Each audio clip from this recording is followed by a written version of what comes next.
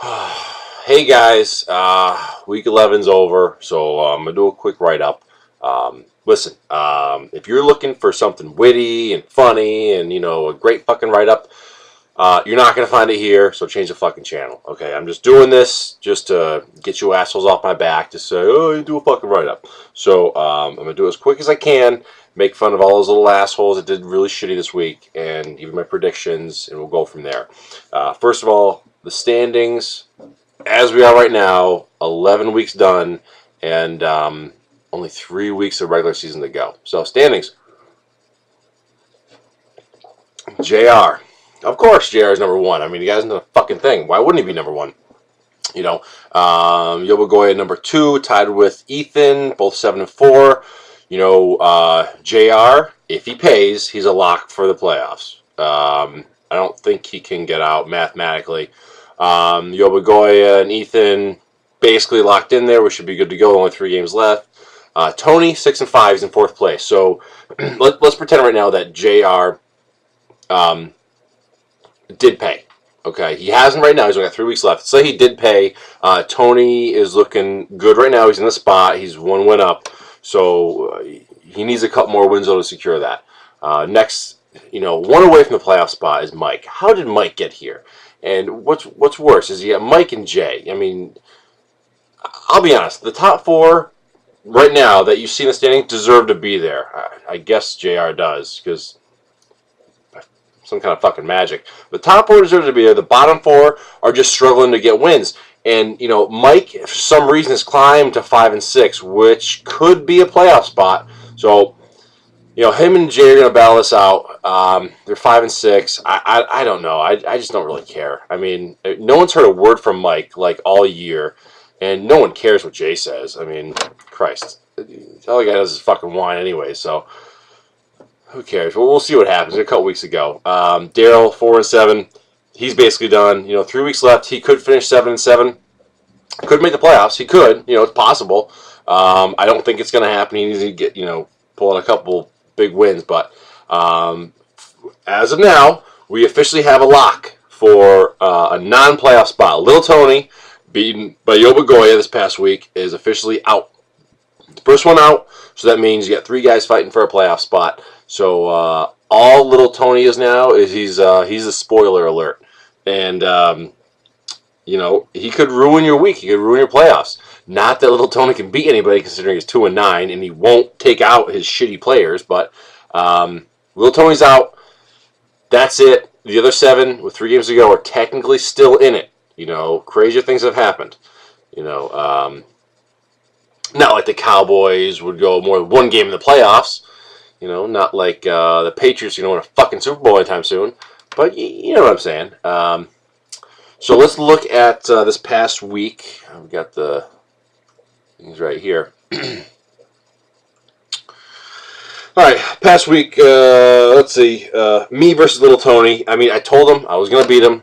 No question about it. I didn't put up a score I wanted to. I only put up 144.8 points. I had some guys kind of non-performers, but speaking of non-performers, Little Tony, you had 2 guys get negative points. I mean, that's just bad. One's a kicker. I guess that could happen. One was a running back, like your top running back, Ben Tate, give you a negative 0.8 or whatever it was. If you get 2 guys get negative points, I mean, the game, it's over. You just call it a season, move on. Go to fancy hockey where you suck at that too. Either way, I beat Tony, knocked him out. He's done. He's out of the season. Yobagoya, bitch.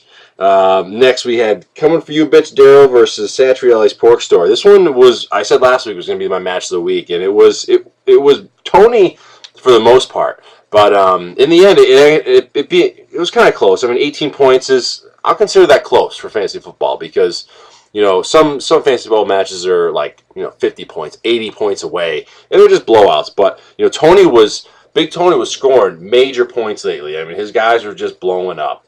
And it's nice to see him with only 160 points, 159.5, and have an average score. But Tony got the win. It was a big win Tony needed to rise up. So regardless of what JR does, money-wise, right now, Big Tony's in that spot. So he's holding it for now. JR versus Ethan. This one was a blowout from the beginning. JR, who again has done nothing. I think it was kicker was on a bye. Then we found out, I think the day before the game started, that Arian Foster wasn't going to play. And Arian Foster this year is a fucking beast. So that was huge. And I went to bed, I think it was Monday night, Sunday or Monday night. I forget when the last one of their players had gone. It might have been Monday night. And yeah, it was Monday because that's when Pittsburgh played. And I said, there's no way. I said, Ethan's got the win. It's done. And I wake up Tuesday morning, this morning, and I see JR won. And it's typical JR. You know, he needed 32 points to tie. He got 33.5 points from one running back. You know, it's Le'Veon Bell. The guy's on fire this year. He's like the number 2. And typical JR coming from fucking nowhere, not even knowing this league is happening this year, and he wins. You know, brought Ethan to 7-4, dropped him down to 3rd place. So not that it matters, because I don't think JR is going to pay. I don't think he is. You know, he's tried. He said a couple times he was, but I said it in a previous write-up. Week 14, Monday night, game ends. Money's not in my hand. He's out. He gets moved down to 5th. Ever moves up. So as of right now, he hasn't paid. We got 3 weeks to go. And for you, you know, like Crawford, Mike, even Daryl, I would do my best not to contact him, because you need that for you guys to move up, because you're right on the cusp. It gives you almost a free playoff spot. So either way, Ethan, you fucking blew it, buddy. I mean, you know, nothing you can do. But last matchup, we had Crawford versus Mike. I mean, it was shit versus shit, and it really didn't matter who won. And, of course, Crawford's can't even fucking score 80 points. I mean, 78.9 versus 109.5. You know, how Mike is 5-6 with those scores is beyond me. But if this was Week 14 ending and JR hadn't paid, guess who would be in the playoffs? Mike. Mike would be in. And I think Crawford, I got to double check. Hold on, let me double check. Because Crawford said something interesting, and let's check out the points. It goes by points for if there's a tiebreaker, and Crawford was right. This would have been great. If this was Week 14 and we finished off right now, and JR didn't pay, it would go, everyone move up one. And Mike is tied with the record with Jason.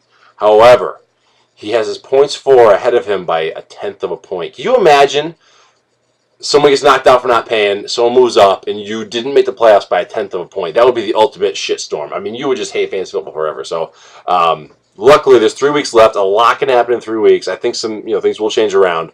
But in my opinion, right now, I think JR in a few weeks will be smart enough to pay. I just got a feeling, and he'll randomly start playing. And I think we're going to see JR, myself, Ethan, Tony in the playoffs. I'm saying it now. And if he doesn't, I'm still putting Crawford there. I think he's going to make it. Let's look at next week. Let's see what we got for next week. Move this here.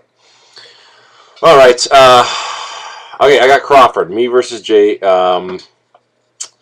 Yeah, I got Antonio Brown on a bye. That sucks, but it's all right. I'll fucking put Des Bryant there. No problem. I'm not worried about this one. Right now, it's more about placement than anything. This is a big win for 3 weeks left. Any win's a big win for Crawford because he needs these wins to get there. He could finish off 8-6 with three wins in a row, and that would be great. That's a guaranteed playoff spot, pretty much. Me, I'd have to lose 3 in a row to maybe lose out. So I'm pretty much a lock. I'm not worried. I think I can still beat Jay.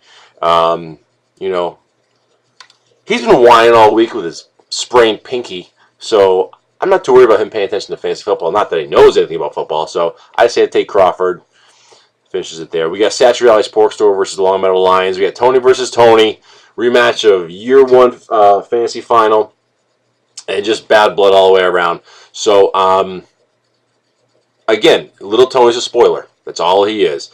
He'll play his team. You know, he'll try. Not that it means a thing. But if he could take a win on Big Tony, that would be huge, especially if, say, Little J beats me and Mike takes a win. You know, that could really knock Big Tony out of it. So, it still matters. It still can change a lot of things. But either way, it's it's Big Tony. He's got the luck now. He started off slow. He's doing good. Big Tony gets the win. We got Ethan versus Daryl. Again, doesn't matter so much. Three games left. I think Ethan's probably gonna get the win, but Daryl, he can't bring those big points. He barely beat JR against 7 people. Like barely beat him. I think less than 8 points. So I'm not worried about Daryl. Ethan gets the win. He moves up, locks the spot. Mike versus JR. This could be interesting.